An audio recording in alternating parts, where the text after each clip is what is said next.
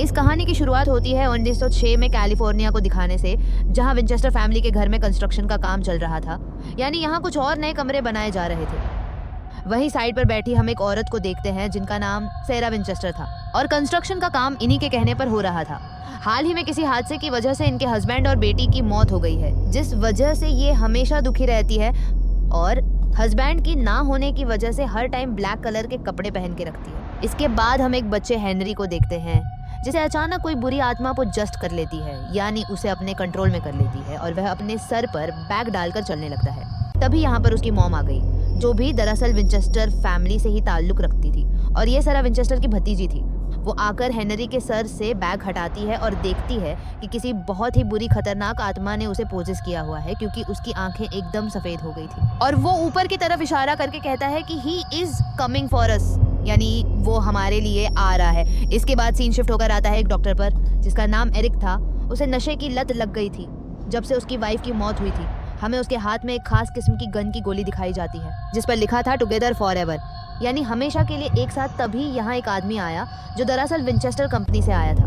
वो एरिक को सैरा की फोटो दिखाते हुए कहता है कि तुम्हें इसकी जांच करनी होगी। वो सैरा को इसलिए चेक करवाना चाहता था क्योंकि कंपनी के लोगों का मानना था कि वह पागल हो गई है। उनका गन्स का बिजनेस है जो पहले काफी अच्छे से चलता था, पर अब कंपनी को भारी नुकसान उठाना पड़ रहा है क्योंकि सहारा अपने बिजनेस पर ध्यान ना देकर अपने घर की तरफ ज्यादा तवज्जो दे रही है। तो अब कंपनी के सीनियर ऑफिसर चाहते थे कि एरिक ये बात साबित करे कि सहारा पागल है ताकि कंपनी उनके नाम हो सके। कंपनी वर्कर एरिक को इस काम की ऑफर देता है, यह कहकर कि हम तुम्हें दुगनी रकम देंगे, जिसके लिए वो मान गया और अगले ही दिन विंचेस्टर हाउस पहुंच जाता है। यहाँ आकर हेनरी की मॉम यानी सैरा की भतीजी उसे पूरा घर दिखाती है।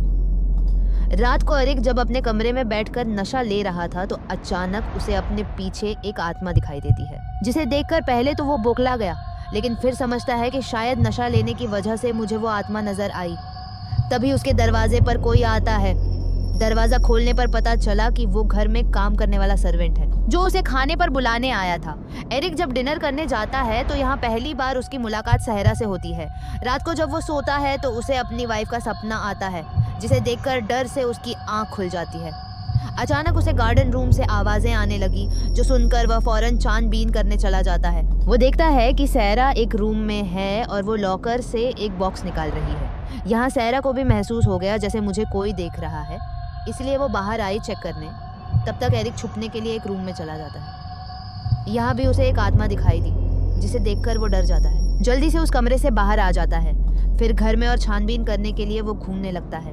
अचानक उसकी नज़र हेनरी पर गई, जहाँ वो पहले जैसी ही हालत में था। सर पर बैग डाले हुए चल रहा था, पर इस बार तो वो छत से कूद जाता है, लेकिन जल्दी से उस तरफ भागकर एरिक नीचे गिरने से पहले ही उसे पकड़ लेता है और इस तरह हेनरी की जान बच गई। तभी यहाँ उसकी मॉम भी आ जाती है और अपने बेटे को संभालती है।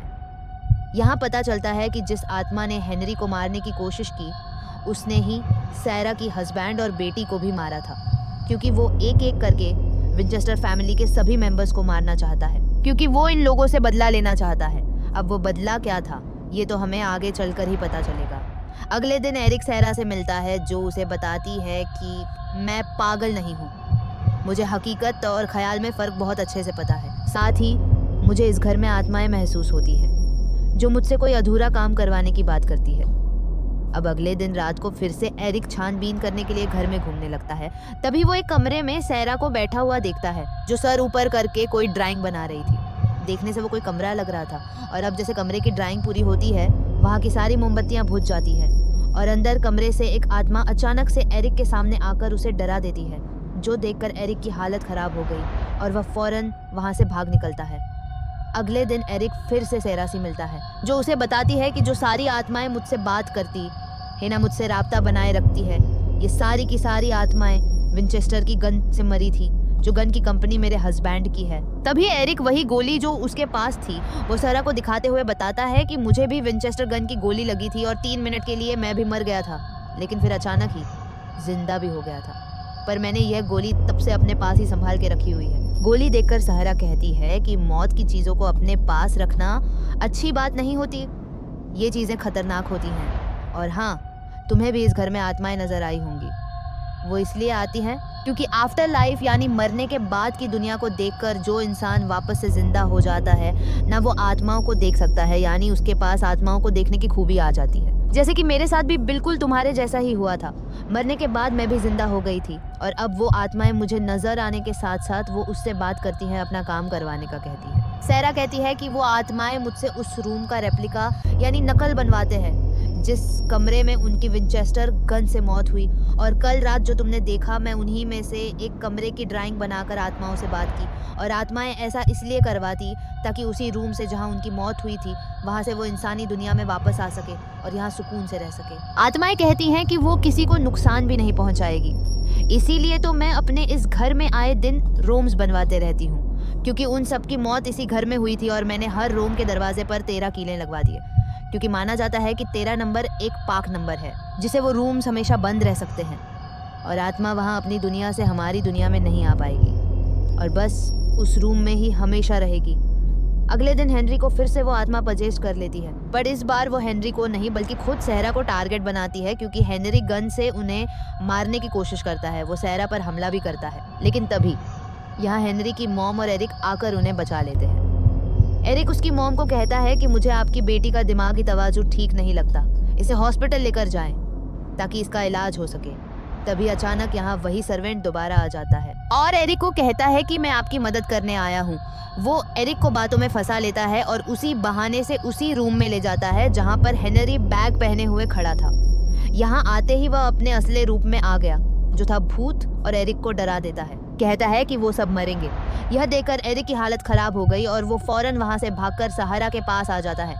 वहाँ उस सर्वेंट की तस्वीर लगी हुई थी जिसके बारे में एरिक उससे पूछता है और अभी अभी जो सर्वेंट ने उसके साथ किया वो सब बता देता है। तब सैरा कहती है कि ये हमारा सर्वेंट नहीं है और उसे अखबार दिखा करके कहती है कि वो तो 19 साल पहले ही मर चुका था।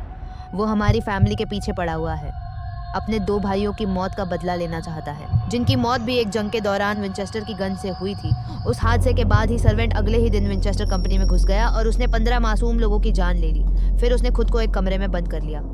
पुलिस जब वहां आई तो सर्वेंट उनके हाथों मारा गया था और अब उस सर्वेंट की आत्मा ने मुझसे राब्ता बनाकर उसे रोम का रेप्लिका बनवाया ताकि वह हमारी दुनिया में आकर हम सबको खत्म कर सके और अपने भाइयों का बदला ले ले। तभी अचानक वही आत्मा यहाँ अर्थक्वेक यानी जंजला ले आती है, जिससे हर चीज हिलने लगती है। फिर यह जगह टोटकी नीचे गिर जाती है और कुछ सर्वेंट्स की वही मौत हो जाती है, लेकिन खुशकिस्मती से उन तीनों की जान बच गई। तभी एरिक को गार्डन रूम से फिर से आवाज आती है। वह जब चेक करने गया तो देखता है कि ये जगह तो बिल्कुल मेरे घर जैसे ही है। यहाँ वह तो अपनी वाइफ को देखता है, जरूर इसने भी सरा से अपने घर का रेप्लिका बनवाया होगा और हाथ में उसने विंचेस्टर की गन भी पकड़ी हुई थी। और फिर तभी यहाँ वो होता है जो कुछ सालों पहले उनके गार्डन रूम में हुआ था, यानी एरिक की वाइफ ने खुद को गन से शूट करके मार लिया था। पर उससे पहले मैं आपको बता देती हूँ कि असल में हुआ क्या था। दरअसल उसकी वाइफ को भी आत्माएं नजर आया करती थी, जिस बारे में उसने हालांकि एरिक को बताया था, लेकिन एरिक ने उसकी बातों पर यकीन नहीं किया था। तब गुस्से में आकर उसकी वाइफ ने गलती से एरिक को गन से शूट कर दिया था, जिस वजह से वो 3 मिनट के लिए मर गया था। यह देखकर उसकी वाइफ काफी घबरा गई। उसे मरा हुआ देखकर वह जैसे पागल ही हो गई थी। तब उसने एरिक की लाश के सामने खुद को भी शूट करके अपनी जान ले ली। अब प्रेजेंट टाइम यानी मौजूदा वक्त में एरिक बेहोश पड़ा था। जब उसकी आंख खुली तो उसकी वाइफ समेत सारे आत्माएं उसके सामने थी, जो उसे सरा की मदद करने का कहती है, यानी कि वो भी कमरे बनाने में उसका साथ दे हमेशा, क्योंकि उन सबकी रूम्स बनवाकर सरा ने उन सबकी भी तो मदद की थी ताकि वह आराम से रह सके। तभी हम देखते हैं कि हेनरी फिर से अपने रूम से गायब हो गया है और उसकी मॉम उसे ढूंढ रही है। एरिक सरा के पास गया जहाँ वो तो नहीं थी, लेकिन एक बुरी आत्मा थी जो एरिक पर बस हमला करने ही वाली थी कि तभी एरिक उसे भी विंचेस्टर गन से शूट कर देता है, जिससे वो वही खत्म हो जाती है। तब तक हेनरी की मॉम भी उसे ढूंढकर बचा लेती है और सारी आत्माएं अपने अपने रूम्स में चली जाती हैं और सभी दरवाजों को बंद कर दिया जाता है और अब इन दरवाजों पर किले लगवा दी जाएंगी ताकि आत्मा बाहर ना आ सके। सब कुछ खत्म होने के बाद एरिक एक रिपोर्ट बनाता है जिसमें उसने लिखा था कि सहरा पागल नहीं है, वह बिल्कुल नॉर्मल है, और कंपनी वही संभाली। जिसके बाद सेरा उस घर में आत्माओं के लिए और भी रूम्स बनवा रही होती है, जिसका साथ अब की बार एरिक भी देता है। तभी एक रूम से कीलें निकल कर गिरने लगी, क्योंकि वहाँ 13 केले नहीं लगाई गई थी। हो सकता है कि यह आत्मा सेरा के हस्बैंड या उसकी बेटी की हो, क्योंकि उनकी वजह से सहरा आत्माओं की मदद करी। उसका मानना था कि मेरी बेटी और हस्बैंड बेमौत मारे गए क्योंकि उनकी विंचेस्टर फैमिली पर श्राप लग गया था। ये श्राप दरअसल उन हजारों लोगों का है जिनकी मौत विंचेस्टर की गन से हुई थी। यही सब सोचकर सहरा ने वो घर बनवाया ताकि यहाँ पर सभी विंचेस्टर गन से मरने वाली आत्माएं अमन सुकून से रह सके। यह घर फिर हमेशा भूतिया माना गया क्योंकि पूरे घर में सैकड़ों की तादाद में आत्माएं रह रही हैं और यहाँ के कमरों की गिनती कभी हो ही नहीं सकती। ये जगह भूल-भुलैया जैसी लगती है क्योंकि एक कमरे का दरवाजा खोला जाए तो अंदर 2 और कमरों के दरवाजे होते हैं। हर तरफ सीढ़ियाँ और चिमनियाँ हैं, जो जगह पूरी तरह जाल की तरह लगती है और वर्कर सेरा के कहने पर हमेशा यहाँ काम करते रहते हैं। अब ये बात आपको चौंका देगी कि ये एक सच्ची कहानी है जिसके मुताबिक उस घर को फिर हमेशा के लिए बंद कर दिया गया, यानी उन आत्माओं को ही सौंप दिया गया। और इसी ड्राउनिंग एंडिंग के साथ ही यह कहानी भी इधर ही खत्म हो जाती है।